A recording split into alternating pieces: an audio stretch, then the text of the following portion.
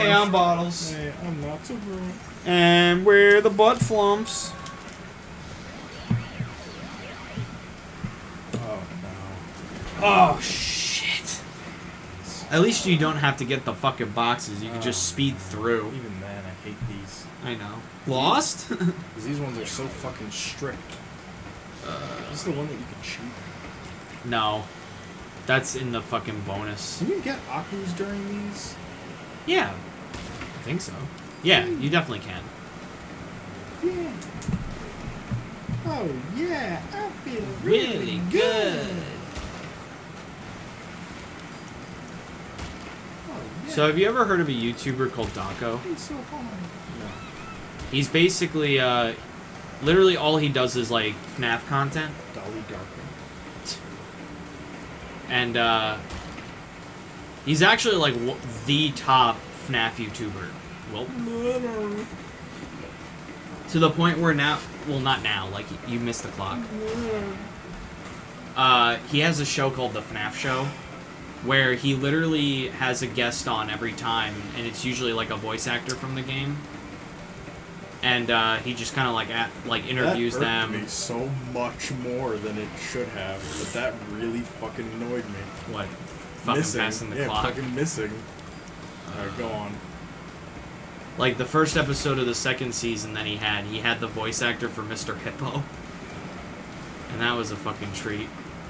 Because he, like, starts off the episode like, now, you know, I was talking to my good friend Orville, and I said to him, this is what I said to him, I'm on the Daco show, the FNAF show.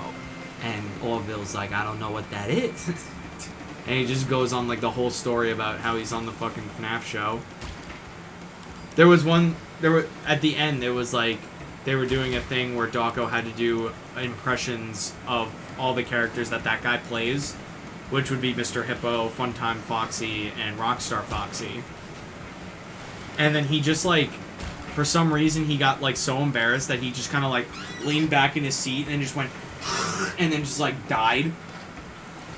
And then the voice actor just goes, oh my god, he's dead. Someone call 911, or what is it over there? 999? I don't know what it is in the UK. I don't know. It's someone call. Maybe I could call 411 because that gives me information.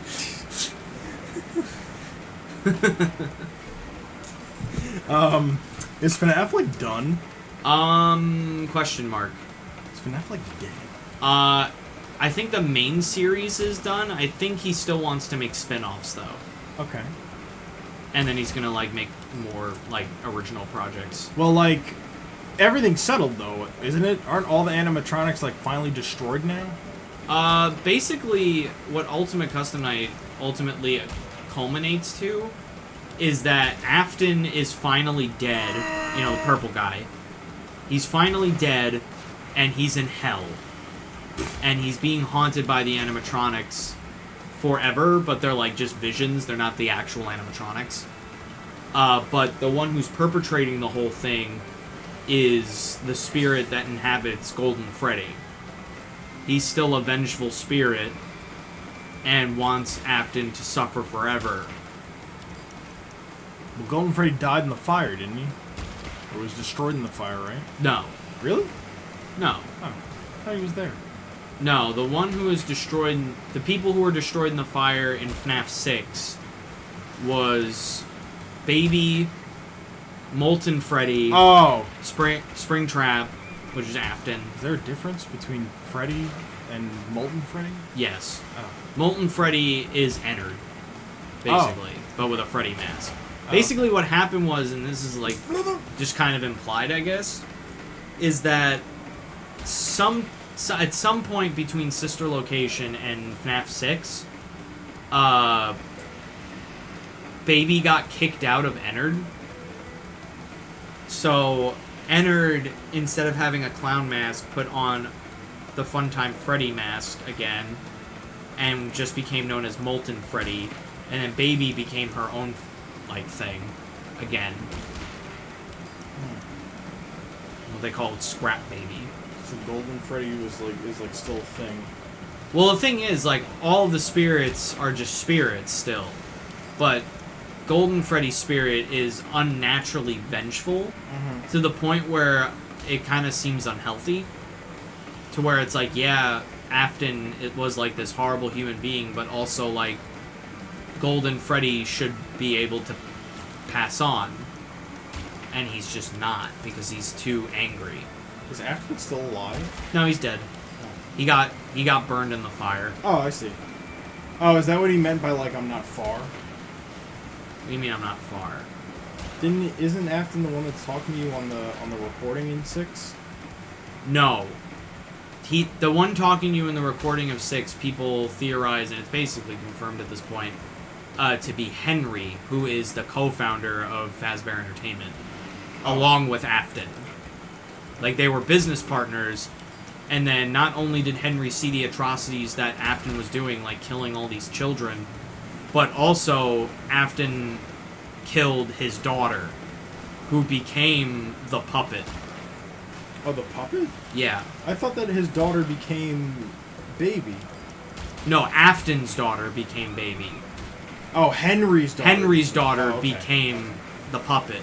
Interesting. Henry's such a vengeful guy in FNAF 6. It's so awesome, because they literally all deserve it. Yeah.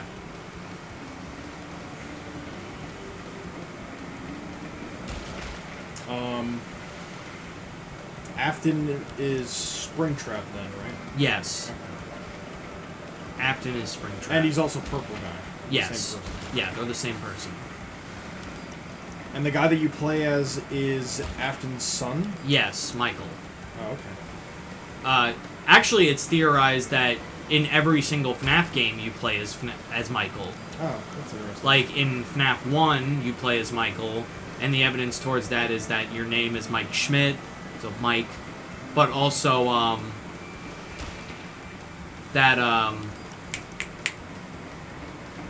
one of the things that you get fired for after the custom night is for odor. Yeah. And people theorize that that's because that Michael is literally a living corpse. And then people theorize that Fritz Smith in the second game is also Mike, just with a fake name. In the third game, people theorize that the protagonist of the third game is Mike.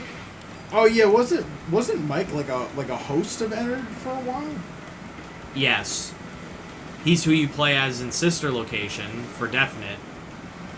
And in FNAF 4, people actually theorize that Michael is the crying child that gets bit at the end of the game.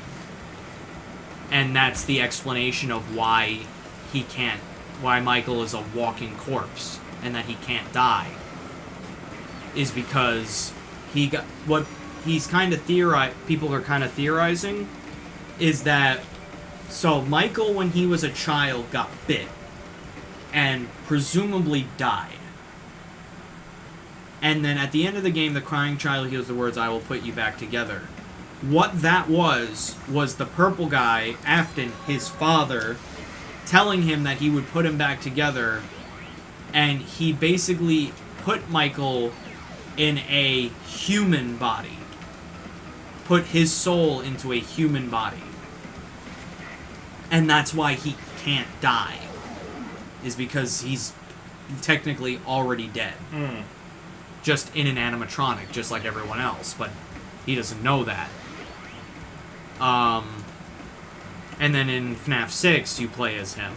So he's basically like the protagonist of the whole series. And he's really smart. And then he dies in the 6th game. Well, I can understand, like, why he would want to. Yeah. Literally His just... mission is done, and he's tired of being a fucking zombie. Like, it's literally like... He...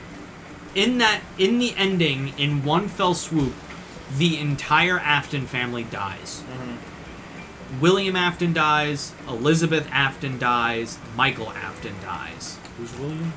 William is Springtrap, the purple guy. I thought it was Afton. William Afton. Oh! That's his full name? Yes. Oh. I thought his first name was Afton. No, Afton's their last name. Oh, okay. William Afton, Elizabeth Afton, and Michael Afton.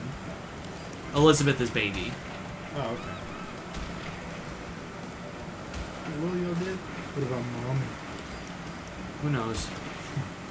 People theorize that their mom is actually Ballora. Like, the spirit of their mom is in Ballora.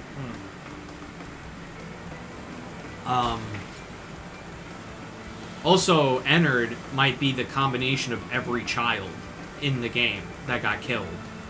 All in one being. Because people are saying that the combination of Remnant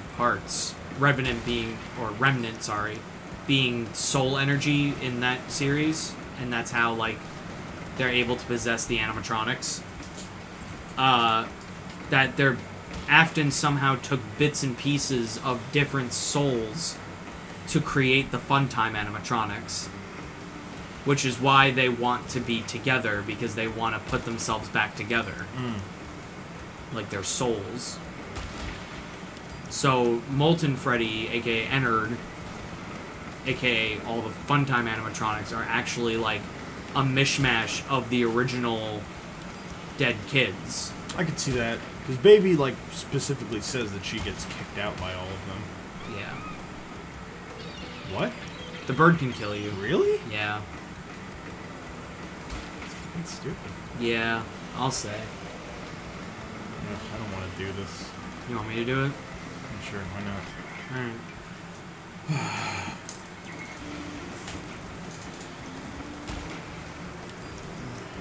Alright. But yeah. FNAF's gotten real complicated. With all this fucking remnant shit. Sounds like it. But at least it's a coherent fucking story now.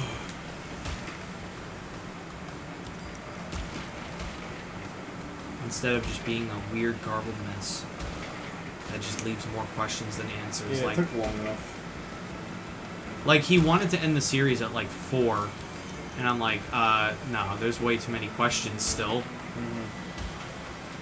He even wanted to end it with FNAF. Like, FNAF World was gonna be, like, a thank you game, and then that game fucking flopped. Unfortunately. It's weird that he wanted to end it, like, so many times before, like... Actually ending it? Actually, like, yeah. Like, FNAF 3 really did feel like the ending. You know? And I'm surprised that it's not. Because it certainly felt like it. I wonder how much money he made off all these games. Oh, he makes a lot of money. He's probably one of the richest, like, indie game developers ever. Yeah, like, right. next to fucking, like, Notch. I love how angry she looks. She's like, how fucking dare you let this happen to me? How much money I paid for this thing? I am a precious little girl. In a precious little world. Vandersnoot. Hello, my name is Vandersnoot. Oh my god. No. John Austin. I think we'll finish this in the next episode. I don't want to do this either. I'll give it one more go. And then we'll end it.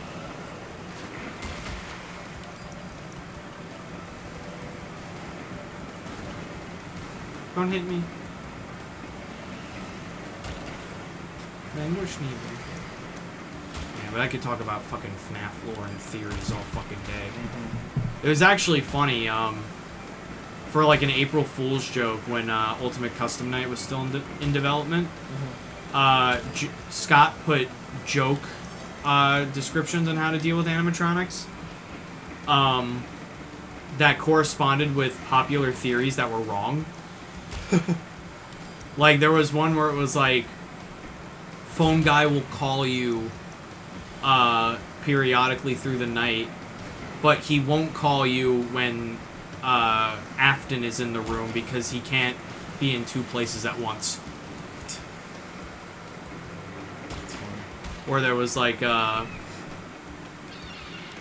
Foxy one. Basically, for a while there was a theory going around that Foxy was actually a good guy, and that instead of killing you like every other animatronic, when he came in, he was seeing if you were okay, because he was worried about you, that you weren't checking on him, so he worried that you were dead.